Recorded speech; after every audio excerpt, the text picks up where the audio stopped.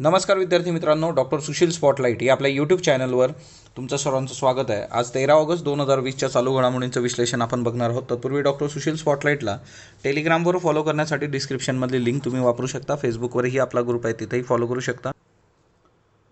राज्यात ट्रॅक्टर विक्रीमध्ये 120% वाढ झालेली आहे, तर देशाच्या बाबतीत तुम्ही भारताचा विचार केला तर 37% वाढ ट्रॅक्टर विक्रीमध्ये आपल्याला दिसून येते। तुम्ही जर जुलै 2019च्या तुलनेमध्ये जर जुलै 2020चा विचार केला तर जवळपास ट्रॅक्टरची जी विक्री आहे ती दुप्पट झालेली आहे। आपण एक बघितलं होतं की कोर इंडस्ट्रीमधला जो काही आलेख आहे तो बघत असताना जून 2020मध्ये फक्त एक इंडस्ट्री होती जिने पॉझिटिव्ह ग्रोथ दाखवली होती, ती काय होती? फर्टिलायझर। ओके, म्हणजे खतं।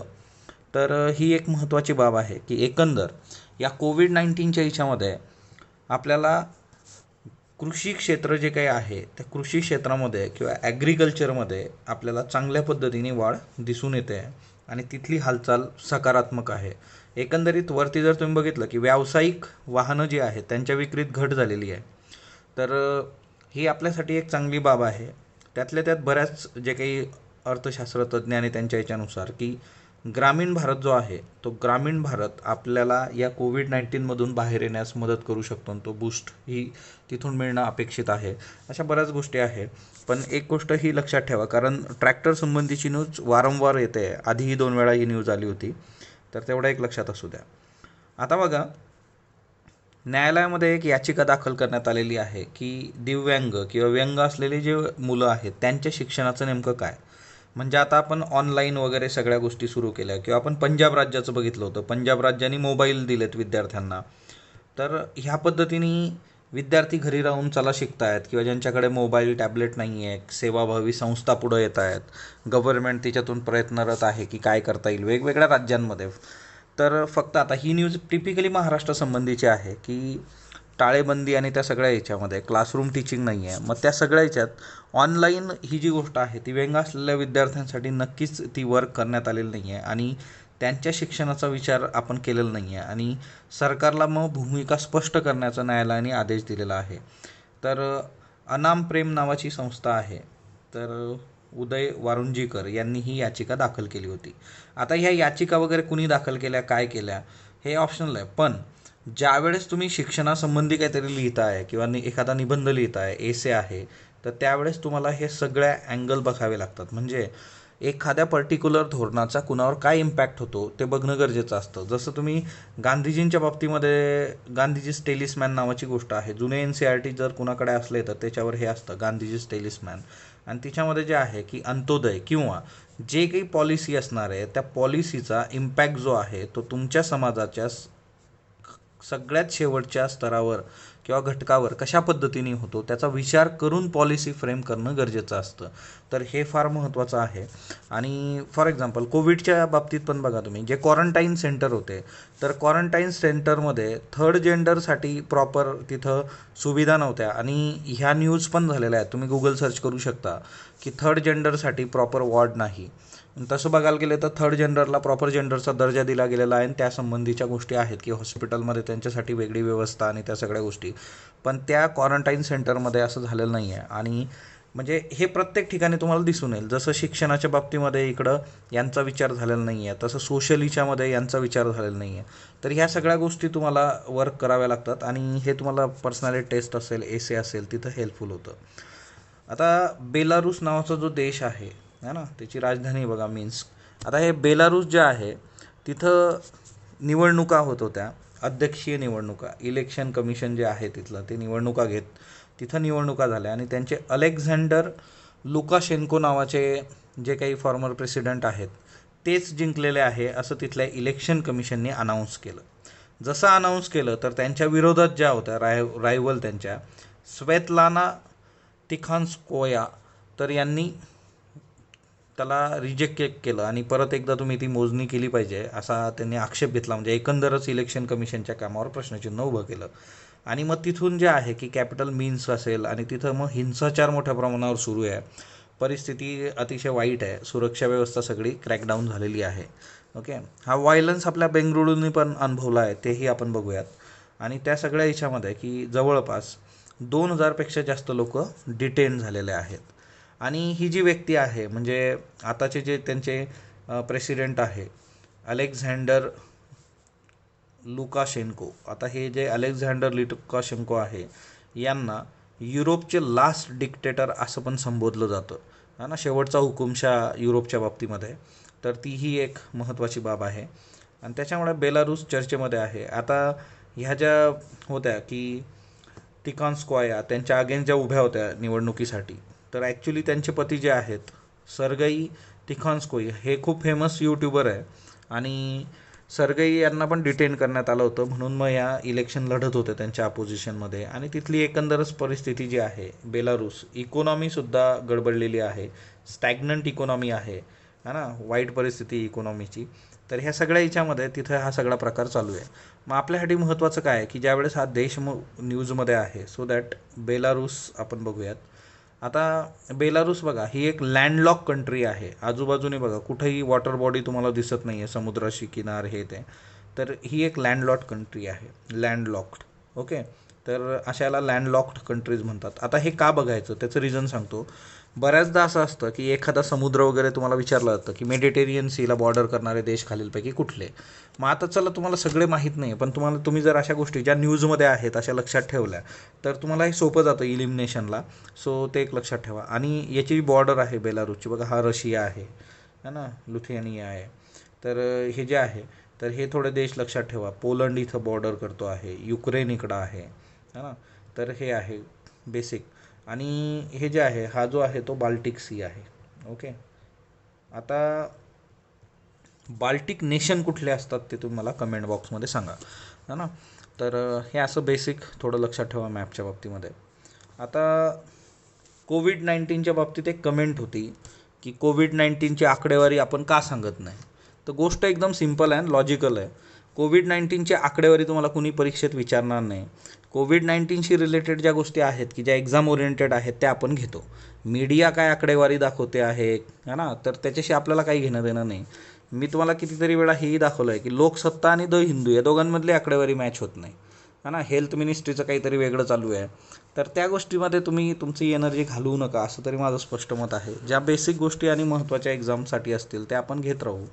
रशियन लसीची जी सुरक्षितता आहे आणि भारतीय तज्ज्ञांचं त्याच्यावरचं मत, भारतीय काय अमेरिकेने पण प्रश्नचिन्ह उभं केलेलं आहे रशियाच्या लसवर.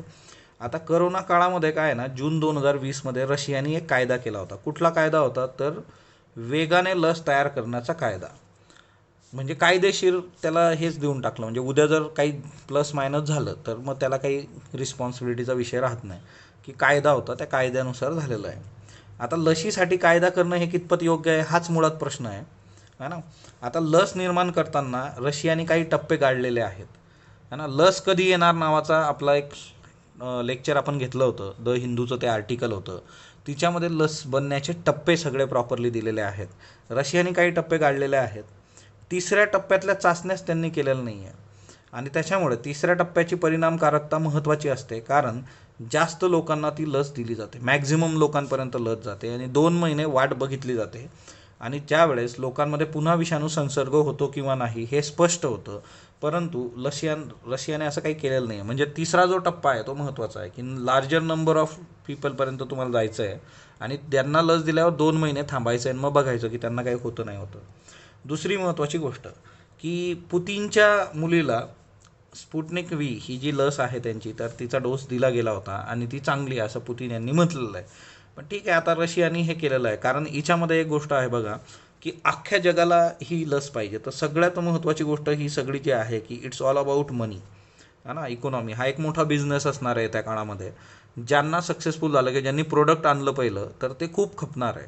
म्हणजे साधी गोष्ट आहे की आपलं जर तुम्ही MPSC UPSCचा विचार केला, एखाद्या विषयाचं सिलेबस बदलला आणि पहिलंच पुस्तक आलं तर सगळे तुटून पडतं, ते बघत नाही ते रॅशनल आहे कसं आहे काय काही संबंध येत नाही. तसा हा सगळा प्रकार आहे आणि त्याच्यामुळे ही एक मोठं इकॉनॉमीसुद्धा याच्यामागे वर्क होते. तर तो एक गोष्ट लक्षात ठेवा. त्याच्यानंतर नीती आयोगाने जलसंधारणाचा गडकरी पॅटर्न जो आहे तो स्वीकारलेला आहे. आता मग जलसंधारणाचा गडकरी पॅटर्न काय आहे. गडकरी आपले नितीन गडकरी, केंद्रीय भूपृष्ठ वाहतूक आणि लघु मध्यम उद्योग असं त्यांचं खातं आहे. आता विदर्भातला वर्धा आणि बुलढाणा या 2 जिल्ह्यांमध्ये त्यांनी महामार्गाच्या बांधकामादरम्यान एक जलसंधारण पॅटर्न राबवला. काय आहे हिच्यामध्ये तेही आपण बघू. आता नीती आयोगाला हे आवडलेलं आहे आणि त्यांनी सगळ्या राज्यांना शिफारस करणार आहेत. ते नीती आयोग काय आहे, त्याचं बेसिक काय आहे, त्याचा एक सेपरेट व्हिडिओ बनवला आहे. पॉलिटीचे जे चर्चेतले मुद्दे आहेत त्याच्यावर एक रिव्हिजन व्हिडिओ आपण बनवतोय, तर ते बघत राहा, त्यातून तुम्हाला नक्की फायदा होईल. जलसंधारणाचा गडकरी पॅटर्न जर तुम्ही बघितला तर महामार्गासाठी जी काही माती लागते किंवा मुरुम उपलब्ध व्हावा लागतो, म्हणजे माती आणि मुरुम तुम्ही रोड बनताना बघितला असेल, खाली टाकलं जातं बघा. तर रस्त्याच्या बाजूलाच खड्डे खोदायचे, त्यातला मुरुम घ्यायचा आणि नदी नाल्यांचं खोलीकरण करून त्याच्यासाठी पण त्याच्यामधली माती पण वापरायची. बघा, दोन गोष्टी आहेत. म्हणजे एखादा रस्ता आहे तो बनतोय, तर त्या रस्त्याच्या बाजूलाच खड्डे खोदायचे. म्हणजे हा रस्ता बनणार आहे, तुमचा हा एवढा रस्ता आहे, तर खड्डे इथं खोदायचे आणि इथला मुरुम तोच रस्त्यावर टाकायचा आणि जे काही आजूबाजूचे तलाव नदी नाले असतील तिच्यातली माती आणून टाकायची. दोन गोष्टी आहेत की नदी आणि नाल्यातलं जे काही माती आहे तिच्यामुळे मग तिथं पाण्याचा साठा वाढणार आहे त्या काळामध्ये, आणि हे रस्त्याच्या बाजूला खड्डे केलेले आहेत, मुरुम इथूनच निघाला आणि इथं पाणी साचलं जाईल आणि त्याच्यामुळे जे काही आहे की पावसाळ्यामध्ये पाणी साठा मोठ्या प्रमाणावर होईल आणि त्या परिसरात नैसर्गिक जलस्रोतात वाढ होईल आणि पाणी टंचाईंवर मात करता येते आणि शेतीला पण पाणी याच्यातून मिळणार. याचा एक निगेटिव्ह आस्पेक्ट आहे. तर तुम्हाला कुणाला आठवत असेल, बऱ्याच दिवसांपूर्वी मी एक गोष्ट कव्हर केली होती, म्हणजे एक न्यूज कव्हर केली होती. ती न्यूज काय होती, रेल्वेचे ॲक्सिडेंट्स का, रेल्वेमध्ये जे काही प्राणी मारले जातात मोठ्या प्रमाणावर, तर त्याच्या संबंधित होती की रेल्वे अपघात आणि प्राणी.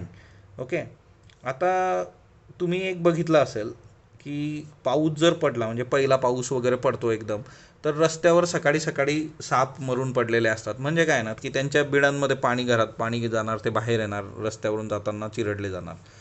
तर रेल्वेच्या बाबतीत होतं की रेल्वेचा जो रूळ असतो त्या रेल्वेच्या रुळाच्या बाजूला जर खड्डे असले तर तिच्यात पाणी साचतं आणि ते पाणी प्यायला बऱ्याचदा प्राणी येतात आणि त्यांचा ॲक्सिडेंट होतो तिथं.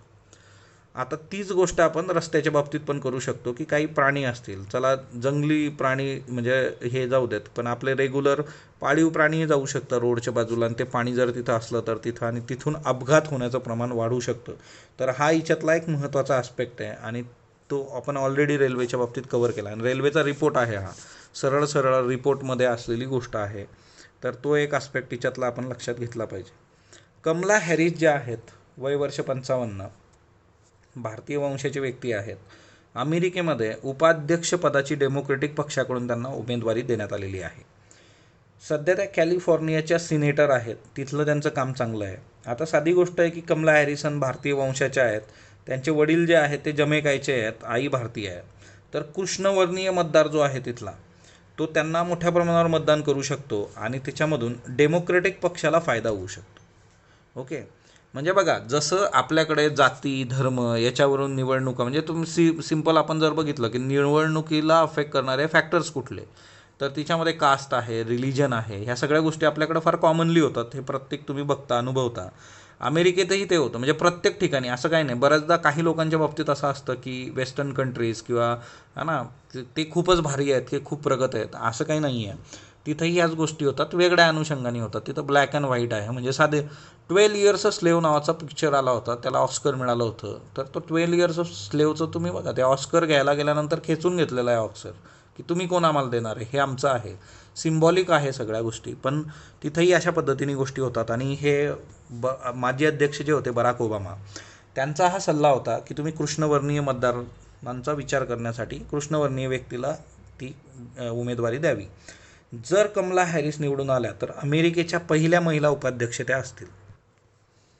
त्यांनी 2019 जानेवारीमध्ये अध्यक्षपदासाठी पण प्रयत्न केले होते. हॅरिस यांनी अध्यक्षपदाची उमेदवारी मिळावी पक्षाकडून, पण तिच्यात यश आलं नव्हतं. आता बेंगळुरूमध्ये जे आहे ते समाज माध्यमांमुळे दंगल घडून आलेली आहे तिथं, है ना. 12 ऑगस्ट रोजी रात्री, मध्यरात्री सगळं झालं. समाज माध्यमांद्वारे म्हणजे सोशल मीडियावर एक संदेश पोस्ट केला गेला होता आणि तिच्यामधून धार्मिक तेढ निर्माण झाली आणि तिच्यामधून दंगल झाली. हिच्यात 3 लोक ठार झाली, तर जवळपास 50 पोलिसांसह अनेक जखमी झाले, ते बघा. आणि त्याच्यामुळे म्हणजे एकतर पोलिसांचा जो जॉब आहे तो शेवटी ते काय जीव हातात घेऊन करायचंच कार्य आहे हे, की कधी सांगता येत नाही की कशा पद्धतीने गोष्टी होतील. आणि 50 पोलिसांसह बरीच लोक तिच्यामध्ये जखमी झालीत. आता खरं तर समाज माध्यमांचा सकारात्मक वापर करणं किंवा त्याचे फायदे तोटे काय याचा उहापोह करणं गरजेचं ठरतं. येत्या काळात आपल्याला सोशल मीडिया जे आहे तर सोशल मीडिया आपल्याला विचारलं जाऊ शकतं की काय त्याच्यामधून गोष्टी वर्क होऊ शकतात. आणि तुम्ही बेलारूसचं एक्झाम्पल बघा, यूट्यूबर आहे आणि प्रेसिडेंटला आव्हान दिलेलं आहे यूट्यूबरने. समाज माध्यमं जी आहेत की मग ती वेगवेगळी असतील, फेसबुक असेल, इन्स्टा असेल, है ना, तिच्यावर बघा फेक आता फॉलोअरचं पण इश्यू समोर आलेला आहे. या सगळ्या गोष्टी ज्या आहेत त्या तुम्हाला सोशल मीडियावरचा एक एसे तुम्ही तयार करून ठेवा, UPSC असू देत, MPSC असू देत, किंवा तुम्हाला इंटरव्ह्यूमध्येही हे विचारलं जाऊ शकतं. आणि सायबर क्राईम्स पण मोठ्या प्रमाणावर वाढत आहेत. पण एवढं एक आहे की अशा पद्धतीने ह्या ज्या रायट्स आहेत ह्या खूप कॉमन आहे आपल्या इथं, की काहीतरी मेसेज पोस्ट केला आणि मग तिच्यातून भांडणं झालीत आणि है ना. त्याच्यानंतर महाराष्ट्र सरकारने शेतकरी कर्जमुक्तीसाठी आकस्मिकता निधी जो काय असतो कॉन्टिजेन्सी फंड, तर तिच्यात जवळपास 1500 कोटींची वाढ केलेली आहे. आकस्मिक जर काही घडतं. आता हे कशासाठी केलं आहे, महात्मा ज्योतिराव फुले शेतकरी कर्जमुक्ती योजना जी होती तिची अंमलबजावणी प्रॉपरली झालेली नाही. आपण हे मागेही बघितलं होतं की शेतकऱ्यांना म्हणजे जवळपास महात्मा ज्योतिराव फुले शेतकरी योजना जी आहे तिच्यात 1 एप्रिल 2015 ते 31 मार्च 2019पर्यंत शेतकऱ्याचं 2 लाखांपर्यंतचं थकीत कर्ज माफ करण्याचा निर्णय घेण्यात आला होता. परंतु काही शेतकऱ्यांपर्यंत ही मदत पोहोचली नाही, कारण ती प्रोसेस होईस तो लॉकडाऊन आलं. त्याच्यामुळे आता जवळपास 1500 कोटींचा निधी याच्यासाठी देण्यात येणार आहे, तर ते खूप महत्त्वाचं आहे. त्याच्यानंतर दुसरी महत्त्वाची गोष्ट, रत्नागिरी जे आहे तर तिथं मुचकुंदी योजना आहे बघा. ही टिपिकल रत्नागिरीमधल्या लांजा तालुक्यासंबंधीची योजना आहे, तर हे एक लक्षात ठेवा. रत्नागिरी मुचकुंदी योजना, लघु पाटबंधारे योजना आहे ही. आणि लांजा तालुक्यातली 12 गावं जी आहेत, 1407 हेक्टर त्या क्षेत्र सिंचनाचा लाभ तिथं मिळणार आहे. सो रत्नागिरीच्या बाबतीत, टिपिकल जिल्ह्याच्या बाबतीत मुचकुंदी योजना.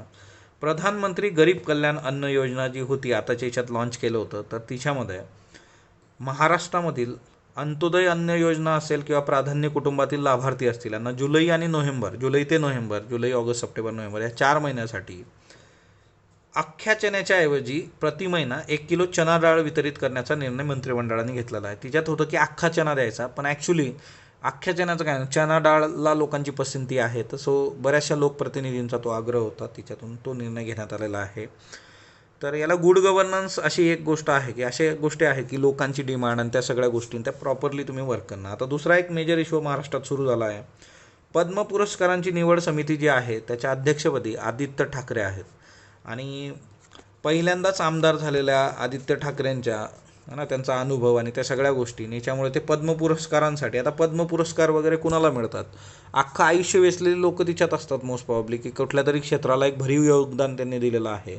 मग अशा लोकांची निवड करायला आदित्य ठाकरे आणि तिच्यावरून मग आता बरंच इश्यू आपल्या इथं चालू आहेत. पण सगळ्यात बेसिक आपलं काम आहे, आपल्याला असल्या वादांशी काही घेणं देणं नाही, आपल्याला त्याचं बेसिक माहीत असलं गरजेचं आहे. तर प्रजासत्ताक दिनी जे काही पद्म पुरस्कार केंद्र सरकार जाहीर करतं, तर प्रत्येक राज्याकडून ते शिफारसी घेत असतं. तर तिच्यामध्ये नावं सुचवण्यासाठी राजशिष्टाचार मंत्री आदित्य ठाकरे यांच्या अध्यक्षतेखाली 9 सदस्यीय समिती नेमण्यात आलेली आहे. आता खरं तर राजशिष्टाचार मंत्र्याच्या अध्यक्षतेखालीच ही समिती नेमली जाते आणि ते राजशिष्टाचार मंत्री आहेत, सो नियमानुसार त्यांच्याकडे ते अध्यक्षपद गेलेलं आहे. एवढं सिंपल आपण लक्षात ठेवा की राजशिष्टाचार मंत्र्याच्या अंडर हे असतो. त्याच्यानंतर अमित जेठवा, आता यांचा कार्यकाळ 1975 ते 2010 आहे. पर्यावरणवादी कार्यकर्ते होते. गीर नेचर यूथ क्लब नावाची संस्था स्थापन केली होती. ऑब्विसली गीर जे काही आहे, सिंहांचं संवर्धन तिथलं किंवा सर्कशीतील हत्तींचा छळ असेल, अवैध खाणकाम असेल, ऑलिव्ह रिडले कासवाची घरटी असतील, या सगळ्या प्रश्नांवर त्यांनी आवाज उठवले, तिच्यात चेंजेस करून आणले सिस्टीममध्ये. आणि तिच्यातूनच मग 2010मध्ये प्राणघातक हल्ला त्यांच्यावर झाला होता आणि त्यांना जीव गमवावा लागला होता. फ्रान्सिस ॲलेन या महिला वैज्ञानिक आहेत आणि संगणकाची आज्ञावली आणि यंत्रणा यावर काम करणाऱ्या वैज्ञानिक आहेत. 1960च्या सुमारास अमेरिकेत राष्ट्रीय सुरक्षा या संस्थेसाठी तयार करण्यात आलेल्या संगणकाची आज्ञावली त्यांनी तयार केली. आज्ञावली म्हणजे काय, आपण जे काही कमांड देतो ते त्यांच्या संगणकाच्या जी काही यंत्रणा आहे तिने समजून घेणं आणि तसं काम करणं. यांना ॲलन ट्युरिंग पुरस्कार पण मिळालेला आहे, संगणक क्षेत्रातला नोबेल पुरस्कार. MCQसाठी हे एक लक्षात ठेवा. ॲलन ट्युरिंगची स्टोरी तुम्हाला माहीत पाहिजे. ते आता बरंच असे त्याच्याबद्दलच्या वेगवेगळ्या स्टोरीज आहेत ॲलन ट्युरिंग ह्या व्यक्तीबद्दल, पण तुम्ही जे ॲपलचं ते ॲपल बघता की ते ॲपल जे आहे ते थोडं खाल्लेलं आहे. ॲलन ट्युरिंगनी जी आत्महत्या केली होती तसं सायनाईडचं इंजेक्शन देऊन ॲपल खाल्लं होतं, असं अशी पण एक आख्यायिका आहे. अनेक एक स्टोरी तुम्हाला मिळतील. ॲलन ट्युरिंग ते वर्ल्ड वॉर 2चे कोड्स ब्रेक करणं आणि त्या सगळ्या गोष्टी. तर ही व्यक्ती पण तुम्ही गुगल करू शकता. सुरुवातीलाच मी तुम्हाला सांगितलं की फ्रान्सिस ॲलन महिला वैज्ञानिक, असं का, तर एका ठिकाणी त्यांना पुरुष म्हणून गणलं गेलं होतं किंवा फ्रान्सिस ॲलन, की संगणकामध्ये काम करायला महिला कशी असेल बाबा, असा प्रश्न म्हणजे तुम्ही विचार करा, है ना. त्याच्यानंतर मेगा लॅब्सची स्थापना करण्यात येते बघा CSIR तर्फे. आता ह्या मेगा लॅब्स ज्या आहेत त्या next generation sequencing NGS machines उभारल्या जातील तिच्यामध्ये. आता NGS किंवा नेक्स्ट जनरेशन सिक्वेन्सिंग काय असतं की व्हायरस जो आहे, ओके, व्हायरसच्या संपूर्ण जिनोमचं स्कॅनिंग याच्यात केलं जाईल. म्हणजे SARS-CoV-2 व्हायरस जो आहे तो इतर व्हायरसपेक्षा जे त्याच्यासारखे आहेत त्यांच्यापेक्षा वेगळा कसा हे बघता येईल. तसं बघायला गेलं तर नेक्स्ट जिनोम सिक्वेन्सिंग जे आहे ते खरं तर मानवी जिनोम आणि विश्लेषण करण्यासाठी वापरलं जातं. तर हे एक महत्त्वाचं लक्षात ठेवा. त्याच्यानंतर नेक्स्ट कालचे प्रश्न बघूयात की 2018-19 भारतातील सर्वाधिक पावसाचं ठिकाण कुठलं, तर महाबळेश्वर. कारण काय आहे 2021-19 मधला प्रश्न आपल्याला आला तर त्या केसमध्ये हे माहीत पाहिजे. आणि आता जे आहे ते चेरापुंजी. ओके, पाणी निर्यात ही संकल्पना कशाशी संबंधित आहे, कृषीशी संबंधित आहे. 2015 पासून 2020 पर्यंत जगाच्या संरक्षण उत्पादन बाजारपेठेतला सगळ्यात मोठा ग्राहक सौदी अरेबिया, आपण 2 नंबरला होतो. कार्यालयीन भाषा समितीबद्दल बिनचूक विधान निवडा. 30 सदस्य असतात, बरोबर आहे. गृहमंत्री अध्यक्ष असतात. आता हिच्यामध्ये कसं आहे की सदस्यच अध्यक्ष निवडतात परंतु ते गृहमंत्र्याला बनवतात, कारण मग वाद नको कुठला बाकीच्या हिच्यामध्ये. अहवाल संसदेला सादर केला जातो, तर अहवाल जो आहे याच्यामध्ये तो संसदेला सादर होत नाही, है ना. आणि ब याचं उत्तर आहे. भारतातील पहिली अभिजात भाषा तमिळ आहे, बरोबर.